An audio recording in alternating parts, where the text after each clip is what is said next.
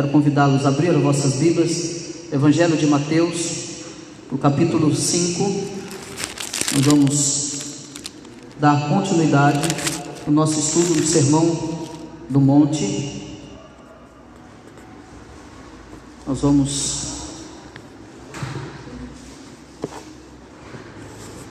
Mateus capítulo 5, o versículo 13. Nós vamos ler o versículo 13. Alguém pode ler para mim, em alto e bom som? Pode ir? Já parou aí para ir.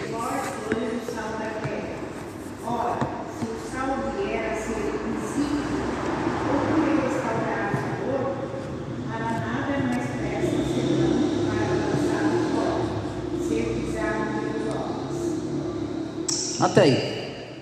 Para nós lembrarmos um pouco, lembrarmos que o sermão da montanha, o sermão do monte, e que é um discurso de Jesus, e que ele pode ser lido também no Evangelho, não só de Mateus, como nós lemos, mas também ser lido no Evangelho de Lucas. E nesses discursos de Jesus, ele profere lições de conduta, de moral, e ditando os princípios que normatizam e orientam a vida cristã. E esses discursos, eles podem ser considerados, por isso, como um resumo dos ensinamentos de Jesus a respeito do reino, e também do acesso ao reino, da transformação que esse reino produz. Um grande teólogo, John Stott, ele diz que a essência do Sermão da Montanha foi o apelo de Cristo aos seus seguidores para que eles fossem diferentes dos demais. O reino que Cristo proclamou, então, ele deve ser uma contracultura, ou seja, exibindo todo um conjunto de valores, de padrões distintos. E desse modo, ele fala de justiça, ele fala de influência, ele fala de piedade, ele fala de confiança, ele fala de ambição, e conclui com um desafio radical para que se escolha o caminho dele. Na bem-aventurança, então, que Jesus ensina aos seus discípulos acerca do caráter cristão que deve marcar as suas vidas, na última bem-aventurança, Jesus ele chamou a atenção dos seus discípulos para falar da perseguição que eles haveriam de sofrer por evidenciarem em sua vida e caráter que ele estabeleceu nas bem-aventuranças. Ele alertou sobre isso. Assim, o mundo reage em relação aos discípulos de Cristo, porque o mundo odeia, e o mundo também odeia os discípulos fiéis de Jesus Cristo. Agora, será que os cristãos podem influenciar o mundo? E é interessante porque Jesus aqui não vai falar de influência, como nós vemos aí nas redes sociais, pessoas que são consideradas influentes, influenciadoras aí nas redes sociais. Tem pessoas famosas que são consideradas grandes influenciadoras nas redes sociais, mas não são desses influenciadores que Jesus vai tratar aqui. Não é esse tipo de influência que Jesus vai abordar aqui. Mas a grande questão é: será que os cristãos podem influenciar o mundo? Cristo nos ensina que sim. Logo, depois de ensinar as bem-aventuranças, ele chama então os seus discípulos sal da terra e luz do mundo. Mas eu quero que você perceba uma coisa, durante essa leitura do versículo 13, Jesus aqui ele está dizendo, ele não está falando de algo condicional. Esta frase dele não é uma frase condicional. Preste bem atenção na frase dele, vós. Ele não está dizendo vocês serão, ou vocês haverão de ser. Ele está dizendo vós sois. Ele não está falando vocês serão, ou um dia vocês serão esse sal. Não, ele está dizendo vocês são esse sal. Ele está afirmando, ele está confirmando que os cristãos eles são o sal da terra. Vós sois o sal da terra. Esta palavra de Jesus, ele está falando a um público de discípulos que está o acompanhando e que estão ouvindo o seu sermão, e ele olha para esse público dos seus discípulos e diz: vós sois o sal da terra, o sal da terra. E regularmente Jesus, ele usou em seu ensino elementos concretos e conhecidos por seus ouvintes, a fim do quê? A fim de ensinar-lhes uma verdade espiritual. Por exemplo, quando Jesus vai tratar de parábolas, todas as parábolas, ela tem um propósito, ela tem uma verdade inserida. As parábolas de Jesus são parábolas didáticas também, porque Jesus quer extrair da parábola o ensinamento para os seus ouvintes ou para os seus discípulos. E ele usa as figuras então aqui, por exemplo, do sal e da luz. Para quê? Para referir-se aos discípulos. Então, sal e luz são duas coisas que nós, não só na época de Jesus, quando foi falado, mas que nós também conhecemos muito bem, porque todos os dias nós temos contato com o sol e com a luz. Ou seja, nós temos contato com as luminárias, né? Com as lâmpadas. Por exemplo, eu estava me arrumando agora para o culto e deu um blackout, apagou tudo. Irmão Manuel, né? Irmão Manuel, apagou tudo.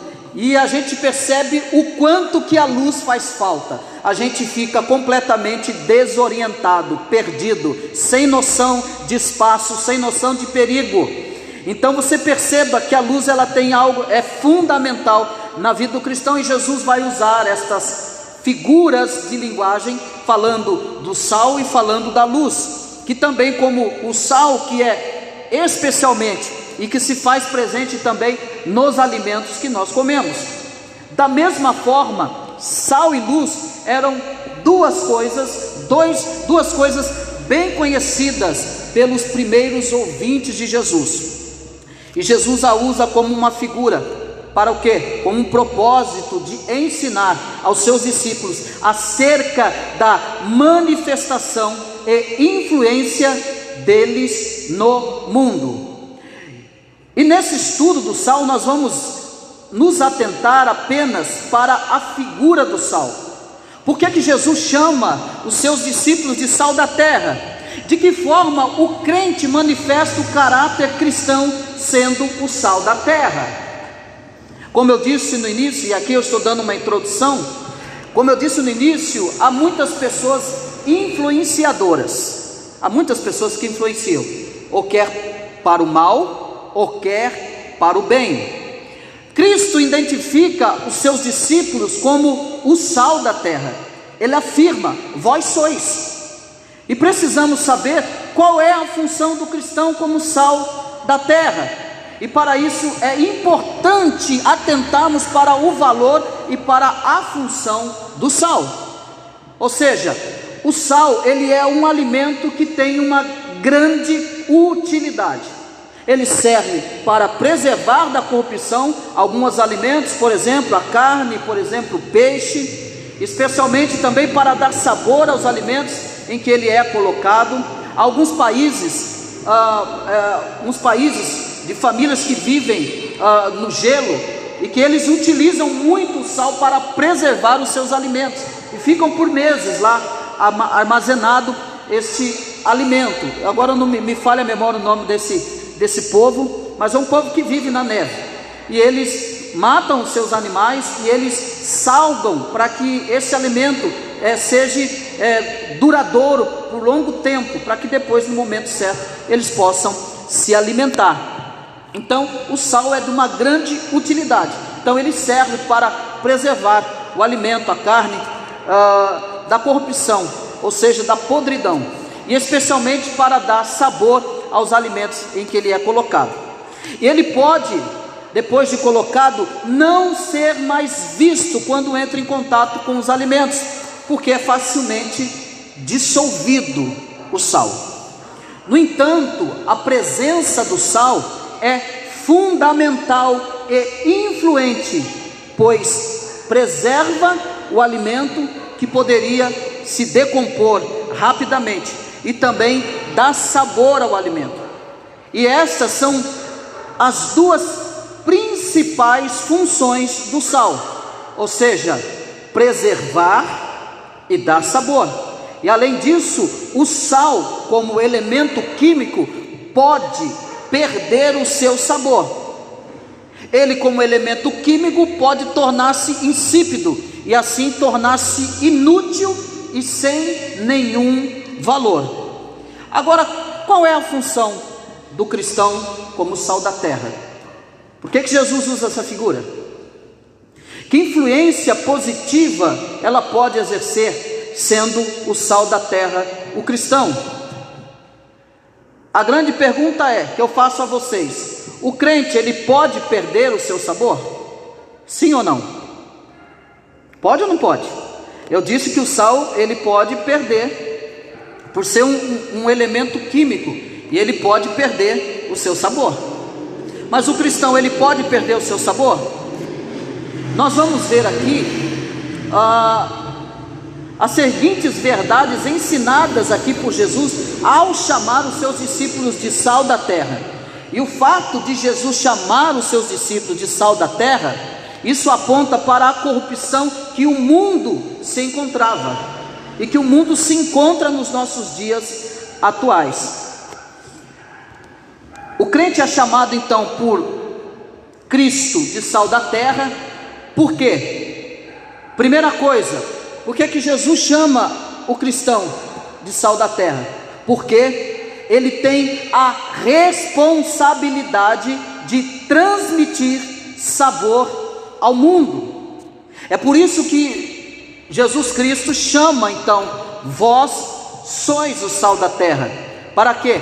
Para dizer a eles da grande responsabilidade que eles teriam de transmitir sabor ao mundo. Assim como o sal tem a função de dar sabor aos alimentos em que é colocado, também o crente tem a responsabilidade cristã de salgar, ou seja, de dar sabor o mundo com a sua conduta.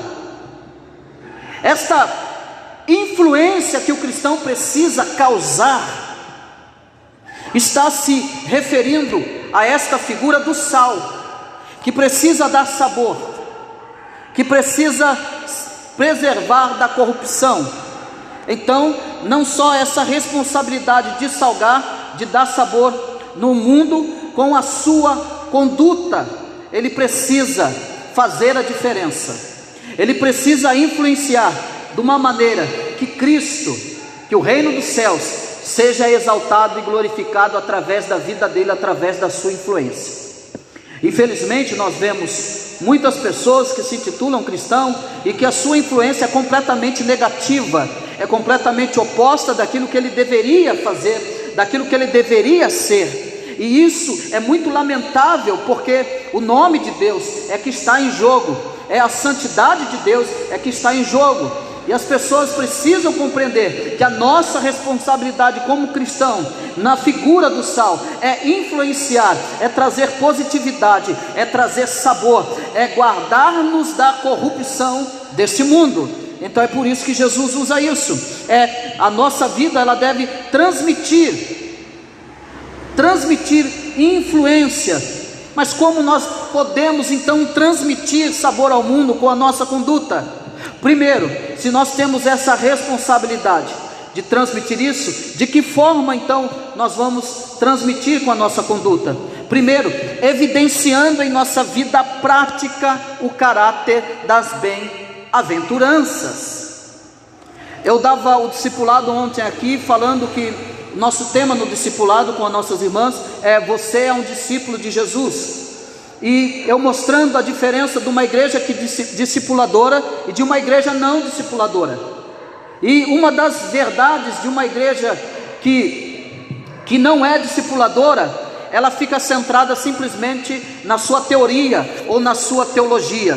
Mas uma igreja que é discipuladora, ela está centrada na vida prática do cristão. Um verdadeiro discípulo de Jesus é aquele que procura ter na sua vida a vida prática do verdadeiro cristão. Esta é um sinal de uma igreja que verdadeiramente discipula os seus membros. Então, como eu evidencio na prática da minha vida e no meu caráter as bem-aventuranças.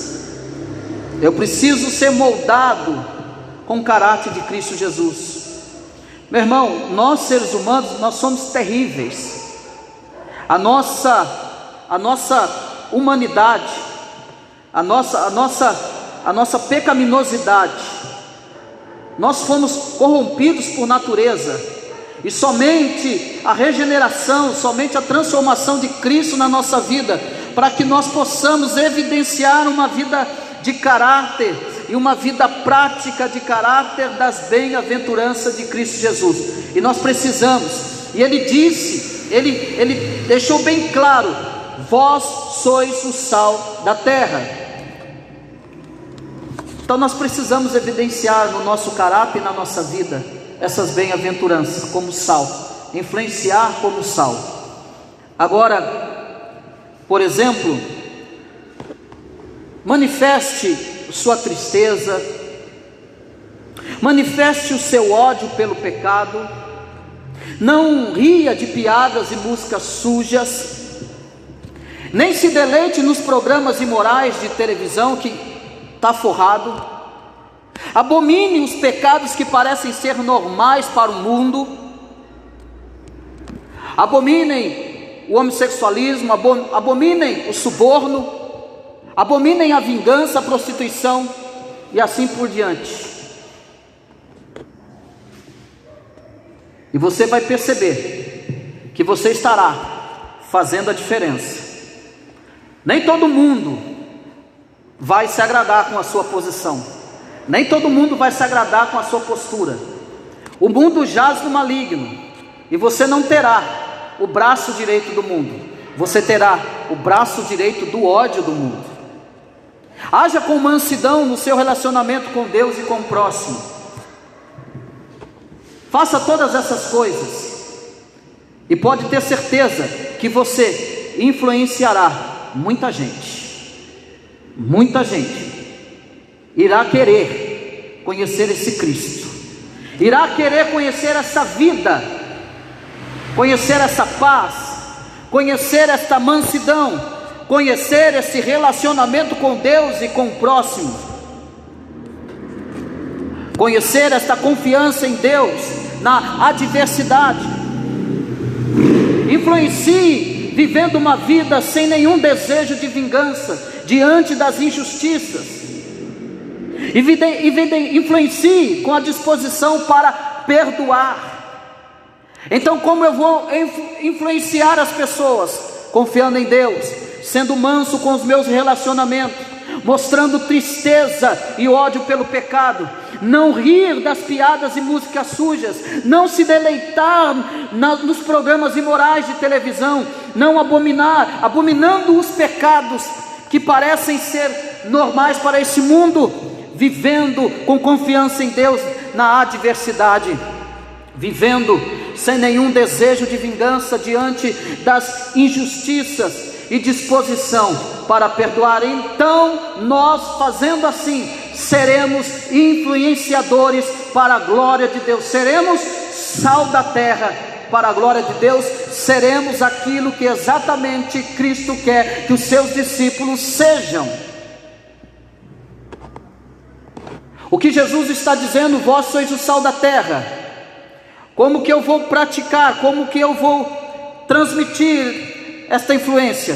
Pratique a misericórdia para com todos, porque fazer o bem a todos no mundo egoísta, para mostrar o amor de Cristo que é derramado sobre nós, isto é ser o sal da terra.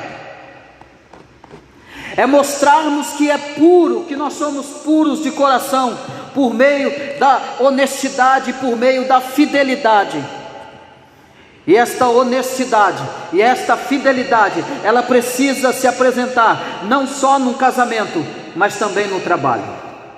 Então nós seremos sal da terra. Estamos sendo sal da terra. É dessa forma que Jesus está mostrando para que nós influenciamos este mundo. Quando pela graça de Deus praticamos o ensino de Cristo nas bem-aventuranças, nós estamos transmitindo ao mundo corrompido o sabor do Evangelho de Cristo, porque o mundo não conhece a Cristo e nem o seu Evangelho, mas quando nós estamos transmitindo, quando nós estamos representando a Cristo como sal da terra, nós estamos levando o Evangelho, nós estamos levando sabor para este mundo sem sabor, porque este mundo não conhece o Evangelho. O padrão de vida do mundo é totalmente ao contrário ao padrão de vida de Cristo. O padrão de vida no mundo é tão contrário que não há misericórdia, que não há paz, não há mansidão, não há pureza neste mundo sem Cristo.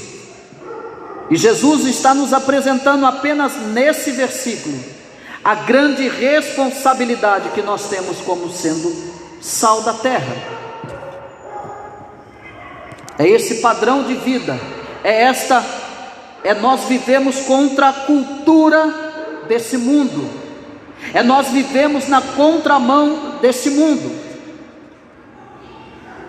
e a única saída para este mundo que se encontra na podridão do pecado é o sal do Evangelho de Cristo. É a única saída. É a única saída. Somente os fiéis, discípulos de Cristo, que são o sal da terra, podem transmitir sabor ao mundo corrompido. E para que nós observamos a grande responsabilidade que nós temos diante do Senhor, Ele quer nos usar como os instrumentos para tornar seu Evangelho conhecido no mundo, salvar os outros pecadores, por meio da sua igreja fiel, especialmente pela conduta dos seus membros, especialmente pela fidelidade dos seus membros.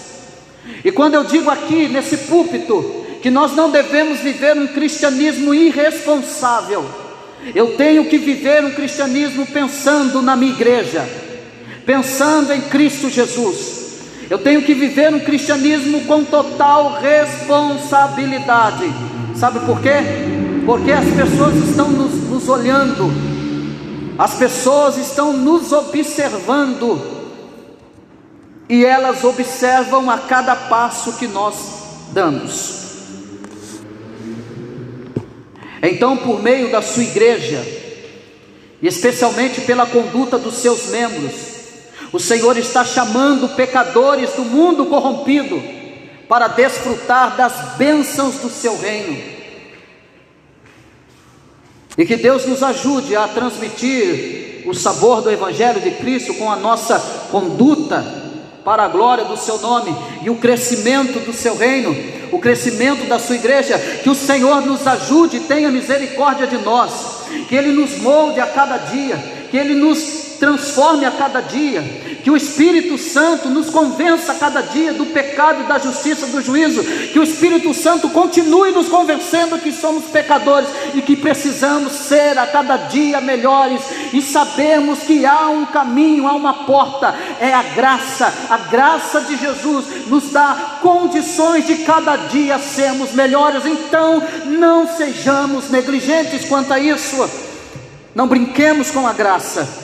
Além disso, o cristão, como sal da terra, ele é chamado por Cristo para restringir a corrupção moral do mundo através da manifestação e através da influência da sua conduta.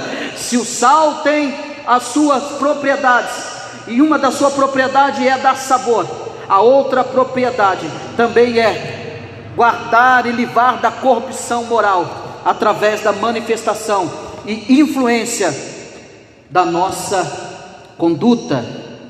O sal, ele tem as características de preservação dos alimentos de sua corrupção.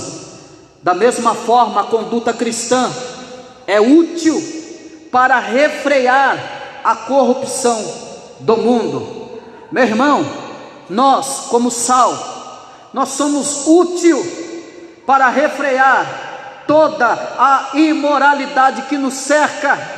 É inadmissível nós vemos crentes no meio de corrupções, no meio de coisas imorais. É inadmissível. Cristo não admite uma postura dessa. Ele está dizendo: vós sois o sal, vocês têm que preservar a vida de vocês com uma conduta completamente moral. Esta conduta cristã e útil para refrear da corrupção do mundo. Como isso acontece na vida prática então? Como isso é possível? Eu vou te dizer. Se você é um discípulo fiel de Jesus Cristo e evidencia isso em sua conduta,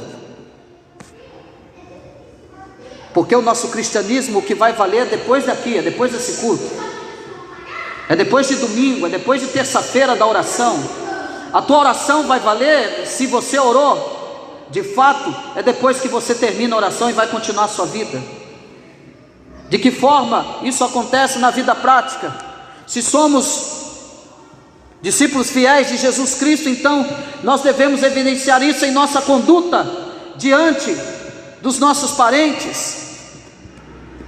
Os nossos parentes precisam perceber a diferença em nós.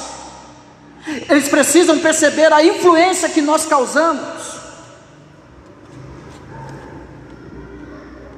Eu não sei, mas eu sou de uma época, eu sempre me lembro disso, que quando eu cheguei na igreja, eu me lembro que as pessoas tinham temores de soltar uma palavra chula na frente de um crente. Eu me lembro que na época, quando eu vim para a igreja, as empresas preferiam aceitar os cristãos, davam vagas para os cristãos. Eu me lembro muito bem disso. Me lembro também de umas loucuras. Eu via as pessoas jogando televisão no lixo, colocando a televisão no lixo, julgando que a televisão, que o diabo estava ali, e não sabia que as pessoas que eram o mal, que o mal estavam nelas, não no aparelho que não se liga sozinho e que também não se desliga sozinho. É como um celular que você tem na mão, ele só vai funcionar se você utilizá-lo, se você operar as suas operações. Caso contrário, ele não fará nada. Mas nos nossos tempos atuais hoje, o que a gente vê, infelizmente, às vezes é completamente o contrário. Deixa eu te dizer para você, a gente vê crente contando piada, a gente vê crente falando piada de outro crente, a gente vê crente falando de todo tipo de imoralidade, a gente vê pessoas que se dizem cristãs, que amam a Deus, mas que não querem cultuar a Deus. Nós vemos pessoas que dizem que são apaixonadas por Jesus, mas não renunciam às suas próprias vidas. Nós vemos pessoas dizendo e batendo no peito: eu sou o gospel, eu sou evangélico, mas não querem abandonar as suas vidas mesquinhas e egocêntricas. As pessoas não querem deixar, não querem renunciar, não querem abandonar os seus prazeres carnais, as suas satisfações próprias. Nós vemos isso nos tempos atuais. O que Jesus está dizendo: vós sois o sal, vocês têm que andar contra a cultura do mundo. Vocês devem influenciar, no entanto, o que nós vemos nos dias atuais. E se você olhar para as redes sociais, você vai ver vários cristãos se influenciando com tudo aquilo que é pecaminoso e tudo aquilo que desagrada ao Senhor, e tudo aquilo também que fere a santidade de Deus. As pessoas hoje não têm medo de dizer que o Evangelho é passado, ultrapassado. As pessoas não têm medo de dizer que a Bíblia não é o Evangelho, não é a palavra de Deus, é simplesmente o livro. Está se perdendo o temor, e são pessoas que se dizem cristãs. Está se perdendo o temor, mas Jesus está contando com os filhos fiéis, com seus discípulos fiéis, dizendo: vós sois o sal da terra. É isso que ele está dizendo. Então, eu preciso evidenciar no meio dos meus parentes, eu preciso evidenciar nos meus vizinhos, com meus colegas, com os colegas de trabalho, ou colegas da escola ou da faculdade. O sal da terra, ele faz a diferença. Ele faz a diferença. Na escola, no trabalho, o crente que está na escola, o crente que está no trabalho, que está numa faculdade ou no meio dos seus parentes, ele não caminha na conduta do mundo, como o mundo vai, pelo contrário, ele anda na contramão. e ele vai ser taxado de quadrado. Você está perdendo o seu tempo. O que você vai fazer lá na igreja? É isso mesmo, vamos te chamar de bobo, que você está perdendo o seu tempo de vir para a igreja, mas você tem que andar na contramão do mundo. É isso que Jesus está dizendo. Tem que andar na contramão, tem que fazer a diferença. Porque fazendo assim, os nossos parentes, os nossos vizinhos, os nossos colegas de trabalho ou da escola, eles notarão a diferença que há em nós, eles notarão a diferença que há em você. Quando eles, percebendo a sua presença, sentirem-se constrangidos e envergonhados por estarem fazendo alguma coisa errada, então eles pararem de fazer essa coisa errada, então é onde você estará agindo como sal. Quando alguém começar a fazer brincadeiras chulas e perceber que você está presente, ele vai dizer: não, para, porque tem uma pessoa crente aqui, vamos respeitar. Eles dizem assim, né? Nos chamam assim de irmão, respeita o irmão aí. Então nós estamos sendo sal, estamos agindo como sal. Como fazendo isso? Refreando o pecado. Pode ser que isso já tenha acontecido na sua vida, e se já aconteceu isso na sua vida, de alguém se constranger e ficar envergonhado, glorifica a Deus por isso, porque isso não é vergonha, isso é honra a Cristo com sua conduta, porque Ele usa o seu testemunho, o nosso testemunho cristão, para preservar o mundo da sua corrupção. E de fato o mundo é corrupto e continuará sendo até a volta de Cristo Jesus. Enquanto isso, nós devemos ser sal, e não é por causa da nossa boa conduta que o mundo vai deixar de ser corrupto, não.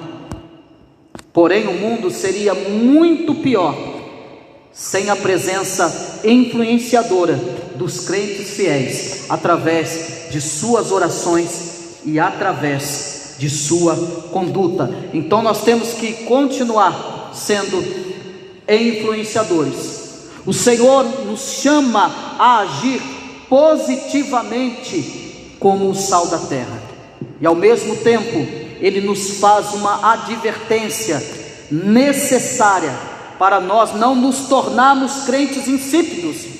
Olha o que ele vai dizer aqui: vós sois o sal da terra. Ora, é uma advertência.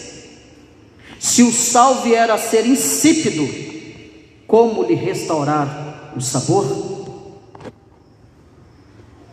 E duramente ele vai dizer isso aqui: para nada mais presta, senão para ser lançado fora e ser pisado pelos homens. Para nada mais presta, senão ser pisado pelos homens. Jesus, ele não fala de uma coisa estranha, mas ele fala de algo conhecido pelos seus ouvintes.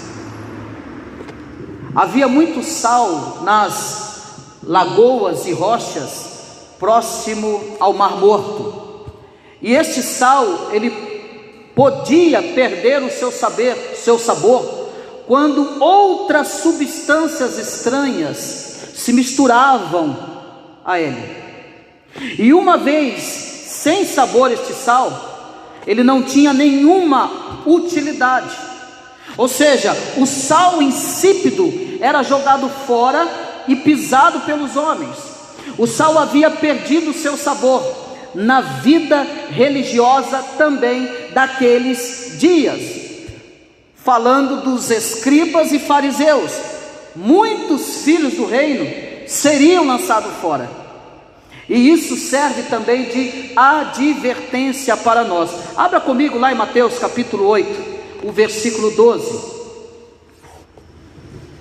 Quem achou pode ler. Mateus capítulo 8, versículo 12. Veja o que diz lá.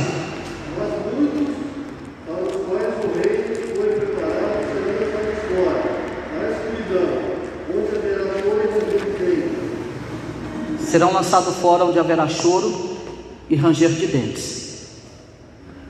Então, portanto, meus irmãos, nós precisamos ter cuidado de não perdermos o nosso sabor como o sal da terra. Jesus está nos alertando ou nos advertindo contra o perigo que temos de perdermos o nosso sabor como o sal da terra. Ele adverte agora na parte B desse versículo: ora, se o sal vier a ser insípido, como restaurar o sabor? Jesus está nos alertando contra esse perigo. E é interessante porque se você salgar demais o alimento, por exemplo, uma carne, o que a gente faz? Eu pelo menos já fiz isso.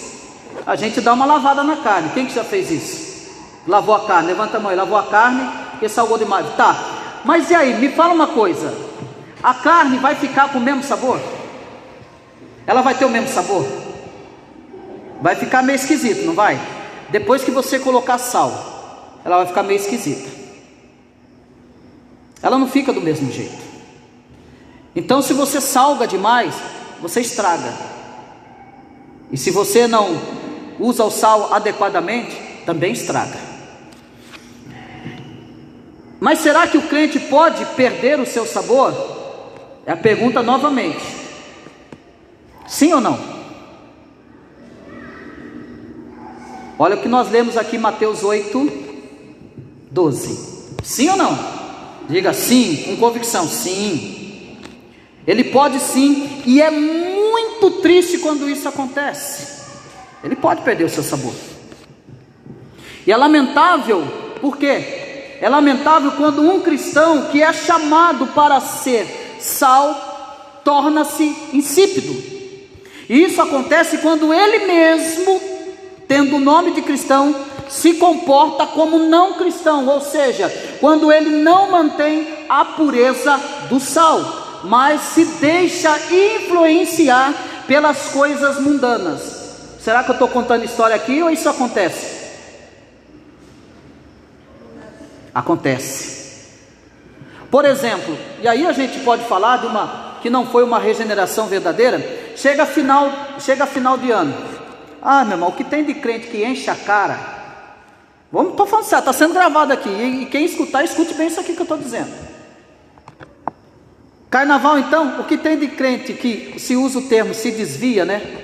Eu digo que esse nunca se converteu. Porque aquele que se converte de fato, ele não vai. Ele pode ficar em casa.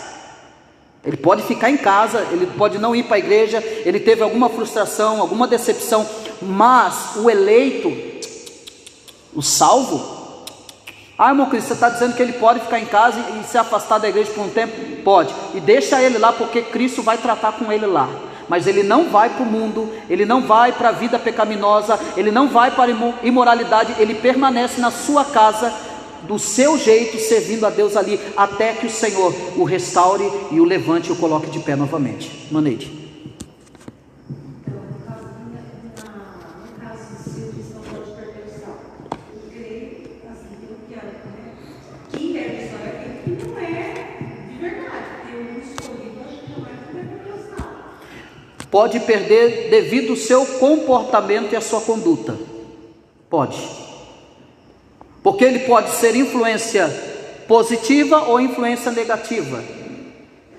Ele pode desonrar Deus no seu comportamento, ele pode desonrar Deus na sua atitude, ele pode. Ele pode envergonhar o nome de Deus na sua atitude. Lembrando que o crente, além dele ser eleito, ele continua sendo um pecador. E ele trará consigo no corpo os seus pecados. E ele vai pecar. Ele vai errar, mesmo eleito, ele vai pecar e ele vai errar. Mas mas aí é um outro lado, é um lado de não um convertido. Quando eu disse aquele que vai, carnaval, aquele que chega final do ano e vai encher a cara, esse nunca se converteu. Espera aí que tem bastante mão levantada aí. Seria... Também, sim. No caso de Jonas não foi chamado por Deus? O que é que Jonas fez? Jonas quase matou a navegação inteira. Deus mandou ele: vai lá, Jonas. Eu? O senhor não conhece esse povo? E Jonas tinha razão de estar com medo do povo, sabe por quê? Porque o povo, esse povo de Nínive, olha o que eles faziam. Eles pegavam uma estaca desse tamanho e encapelava o cidadão, deixava ele pendurado assim, introduzia no corpo inteiro dele e saía a ponta da estaca na boca da pessoa. Empalava, empalava. E a estaca saía na boca da pessoa. É assim que os nínives faziam, os ninivitas. Aí por isso que Jonas fala: o senhor não conhece aquele povo não, Senhor? Qualquer um de nós falaríamos isso com o Senhor. Ah, não vou não. É a mesma coisa de Paulo. Ah, Senhor, você não conhece Paulo? Você não ouviu falar desse homem? Esse homem é terrível. Irmão Diego. Eu acho que o que o irmão falou tem a ver também com diz as escrituras, né? Muitos são chamados, mas poucos escolhidos. Opa! Quem é chamado para ser salvo. Só que só vai continuar o salvo verdadeiro quem for escolhido, não? Exatamente, aí são dois chamados, tá? Como é que a gente entende isso aí? Muito chamado e pouco escolhido. Os poucos escolhidos foram aqueles que atenderam ao chamado de Cristo. Os muitos, o evangelho é pregado a todos, não é? Mas só que a muitos, não é? Mas poucos dentre esses muitos que são escolhidos. O evangelho é pregado para essas duas classes. Porque um dos lugares que a gente vê isso escrito é na parábola do Senhor, que é Jesus explicando o reino do céu, semelhante ao Senhor que faz uma festa de núpcias para o seu filho, né? Isso. E aí tem um deles que foi chamado, mas não estava vestido conforme. Não estava a caráter. Isso. Fora. Fazendo uma analogia para a gente, quem não estiver vestido de Cristo, revestido de Cristo, revestido com as obras boas, as obras sim, que não é sal. Isso é interessante. não é salvo. Exatamente. Porque a gente não pode cair na ilusão, irmãos. Nós não somos perfeitos, nós pecamos. Não caia nessa ilusão. Enquanto nós estivermos nesse corpo, o apóstolo Paulo, é interessante uma expressão que ele usa. Ele fala que nós estamos cativos, e exatamente, nós estamos cativos nesse corpo pecaminoso. Porque é esse termo que Paulo quer usar em Romanos. Nós estamos presos nesse corpo. Também pode ser essa pessoa que perde Insípido. pode ser reconhecido, vamos dizer assim, como um apóstolo, né? Pode enveredar para esse caminho. Então, esta questão de se tornar insípido é aquilo que eu disse. É quando a pessoa não se comporta como um cristão. Então vocês entendem que a seriedade do cristianismo é muito mais séria do que a gente pensa. Eu vou repetir a frase que eu sempre uso: nós temos que viver um cristianismo responsável. Eu não posso viver um cristianismo, eu vou usar esse termo, olhando para o meu umbigo. Eu não posso fazer isso. Eu preciso olhar à minha volta e lembrar que eu sou sal e que eu tenho uma responsabilidade como um dos súditos do reino de Cristo. Eu saio na rua, eu tenho que ter a noção que as pessoas estão me olhando. Elas me percebem naquilo que eu negocio, naquilo que eu pago, naquilo que eu compro, naquilo que eu falo, naquilo que eu faço, na minha conduta, no meu comportamento, no meu temperamento. Elas me observam. Elas não vão te falar, mas elas vão te observar. E o que está em jogo aí? O que está em jogo é que o Evangelho de Cristo, então agora, na minha vida, nesse momento de averiguação dessa pessoa que está me averiguando, o que está em jogo aí é o Evangelho. Aí o Evangelho tem que aparecer através de quem? Da minha e da sua vida. O mundo quer ver e assistir qual é o seu comportamento diante das circunstâncias. Que o mundo ele anda numa cultura, nós temos que andar em outra, a cultura de Cristo, do reino dos céus. Também você pode dizer: ah, mas e o joio e o trigo? E aí ele está falando de salvação, do eleito e do não eleito. O joio e o trigo é o eleito e não eleito. Por que é que tem o trigo? Para que os filhos da luz se manifestem. Por que é que ocorre o pecado dentro da igreja? Para que os filhos da luz se manifestem. Ele não quer que os filhos da luz fiquem no meio da igreja calados. Por que ele vai falar da candeia? Que a candeia não pode ficar embaixo da cama, porque ele quer que essa candeia apareça e que o mundo olhe para essa luz. Entendeu? Então é ser sal, mas não influenciar ninguém. Esse é o grande problema. E a grande pergunta é: o quanto nós estamos influenciando como sal? Essa tem que ser a nossa preocupação. A preocupação do crente tem que ser essa. Tem que se preocupar em ser um bom cristão. Ele tem que se preocupar sim, ele tem que pensar sim, se ele está influenciando alguém, se a minha vida está causando, trazendo sabor e está barrando a pecaminosidade de alguém que está do meu lado, se essa pessoa está sendo restringida por causa da minha presença, por causa da minha conduta, por causa da minha busca pela santidade, por aquilo que é certo, por aquilo que glorifica o nome de Deus, essa pessoa que está do meu lado, ela tem que ser atingida por causa disso, e não eu ser levada por ela com a conduta dela. É completamente diferente.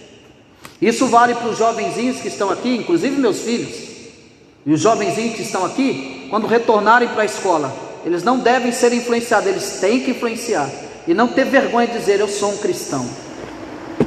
Eu ouvi dizer que um casal aqui, eles eram de anos dentro da igreja, e a mulher acabou saindo, foi morar com uma noia, uma tranqueira, por aí, né? E largou o casamento. Então, isso são muitas coisas que a gente ouve dizer, né, irmã Rosa? São muitas coisas que a gente ouve dizer. A grande questão disso, Crislane, é a conversão. Batismo não salva ninguém. Batismo é um símbolo, é um sinal, o ingresso na família de Deus. A grande questão é a conversão. Entende? Se o ser humano, se o pecador, pode vir 50 pessoas aqui se batizar, se Cristo não alcançou, ela não transformou, se o Espírito Santo não a convenceu do pecado, da justiça e do juízo, ela pode vir aqui na igreja, pode passar 10 anos aqui, ser batizada. Se Cristo não a converteu, se ela não teve encontro com Cristo, é possível ela ficar 20 anos dentro da igreja. Você acredita nisso? Ela fica, só que não será para sempre. Não há para sempre numa circunstância dessa. Não é só essa a primeira que você sabe, há muitos casos que aconteceram. A grande questão é: houve conversão? A Bíblia diz, Jesus diz: e conhecereis a verdade, e a verdade vos libertará.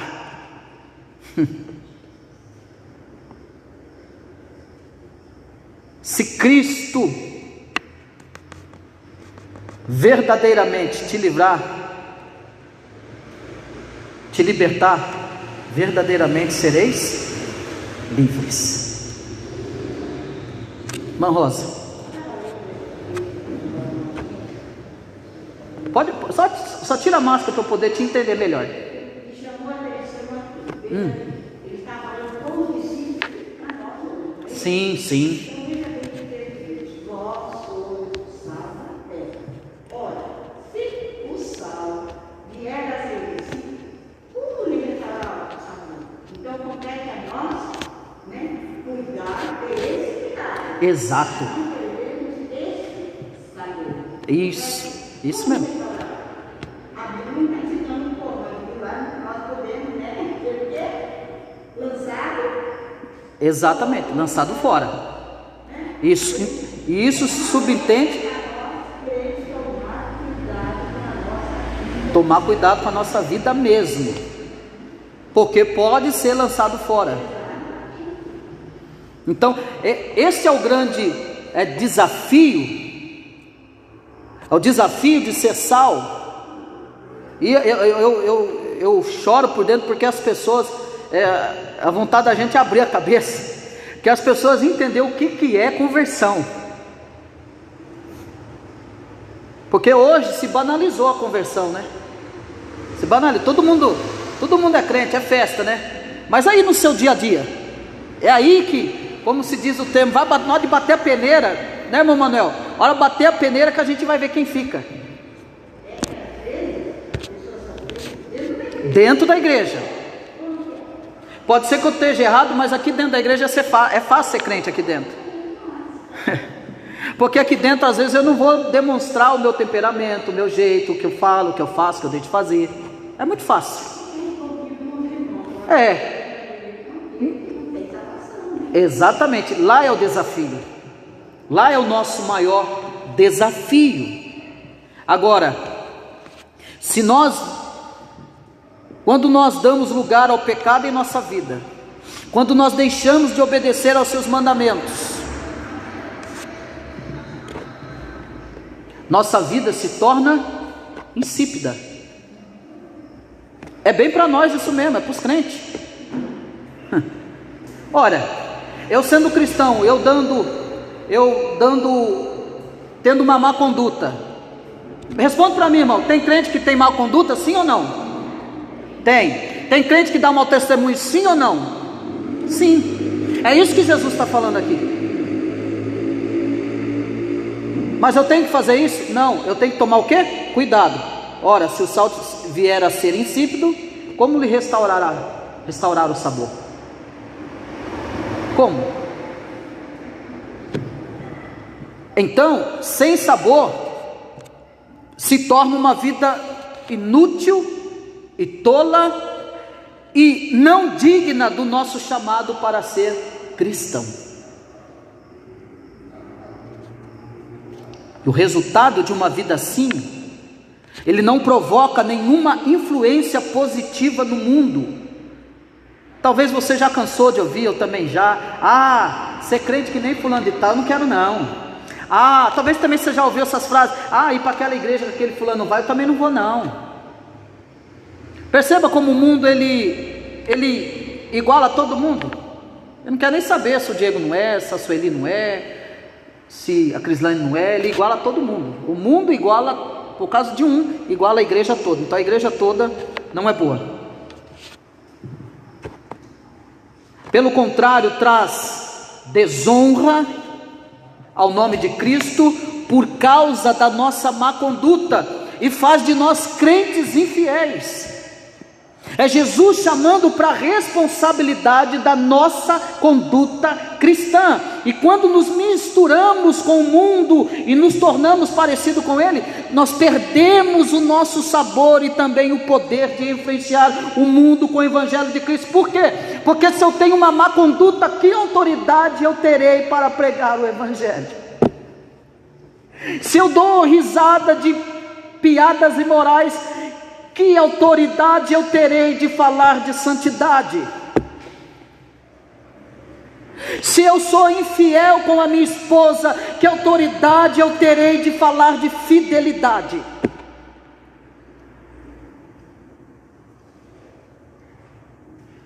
É isso que Jesus está dizendo.